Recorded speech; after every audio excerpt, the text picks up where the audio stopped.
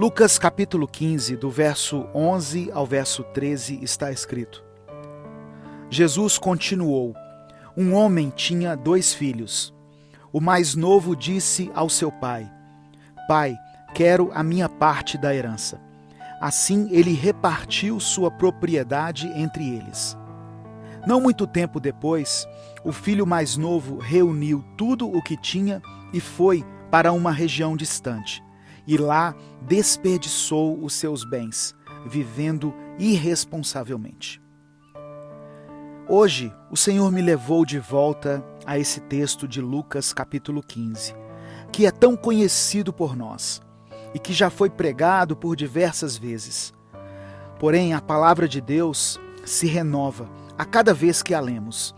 Por isso eu te peço que, nesse momento, você abra o seu coração e a sua mente para que o Espírito Santo ministre na sua vida.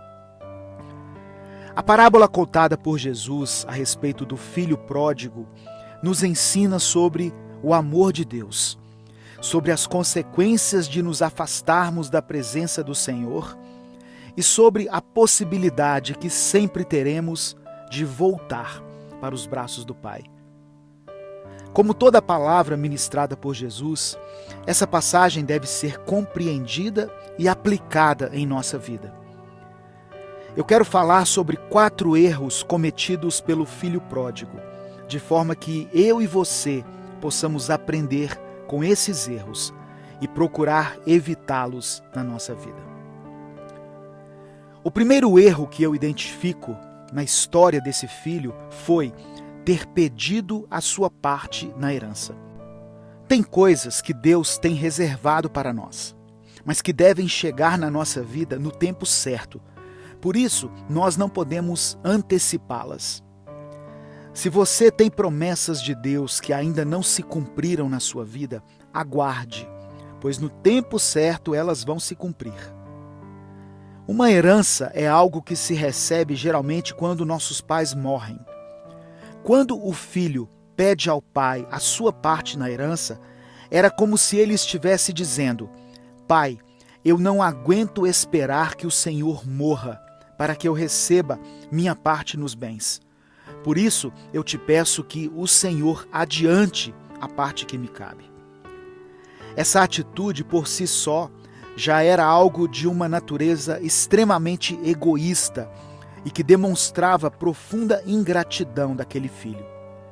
Mas além disso, ele comete o segundo erro que está no versículo 13.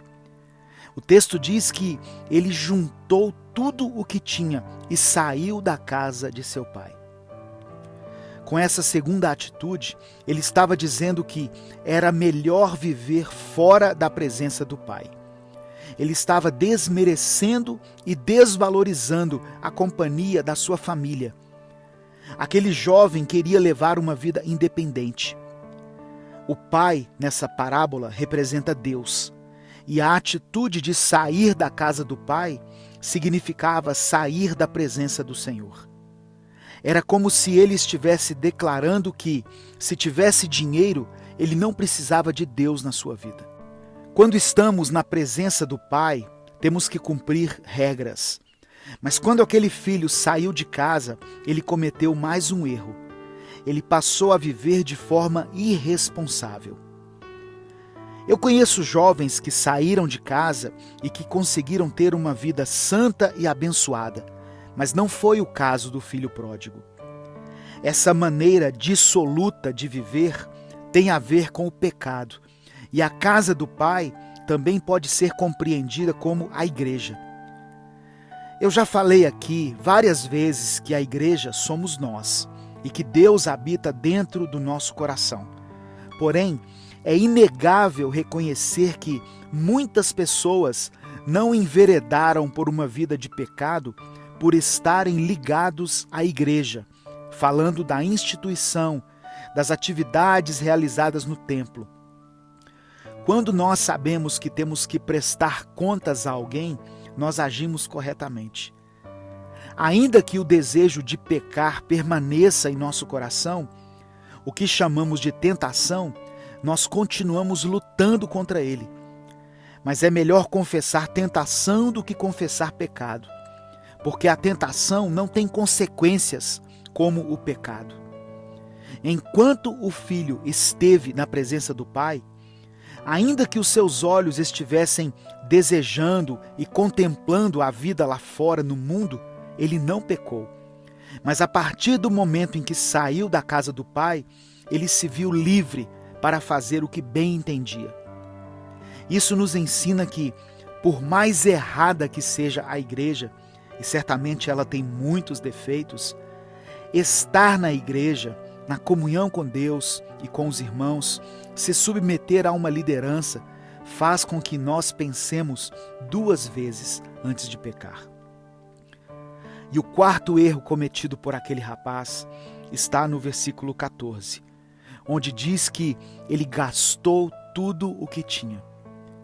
O erro aqui tem a ver com a falta de planejamento e com o fato de desconsiderar o dia de amanhã. Aquele homem, enquanto tinha dinheiro, viveu como se não houvesse amanhã. Ele não mediu as consequências da sua vida irresponsável. Quantas pessoas vivem dessa forma? Salomão escreveu aos jovens uma palavra que serve para qualquer um de nós, onde ele fala sobre a brevidade da vida e nos alerta dizendo: alegre-se, jovem, na sua mocidade. Seja feliz o seu coração nos dias da sua juventude. Siga por onde o seu coração mandar, até onde a sua vista alcançar.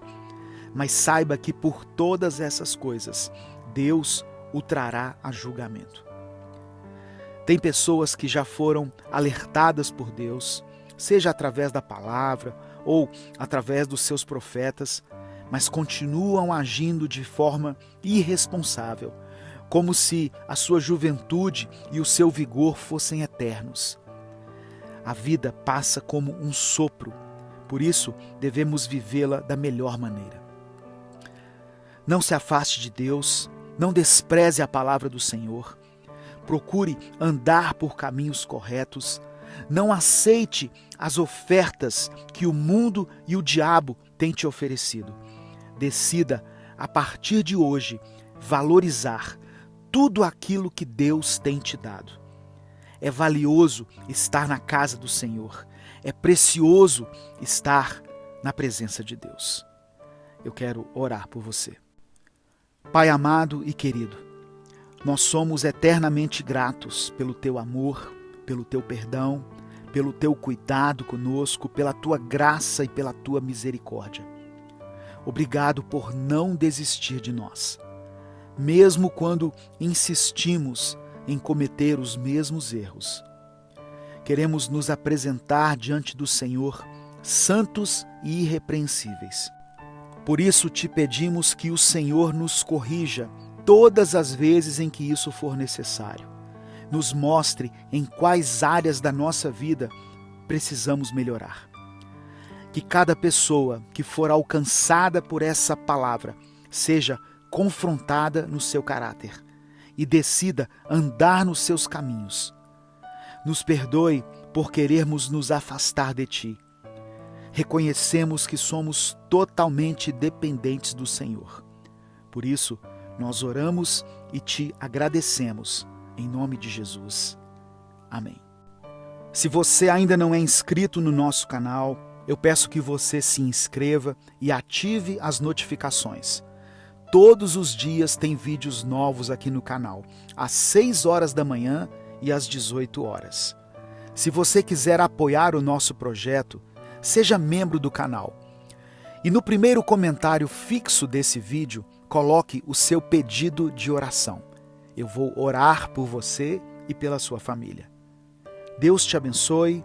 Eu sou o pastor Edivaldo Oliveira e esse foi mais um Minuto com Deus.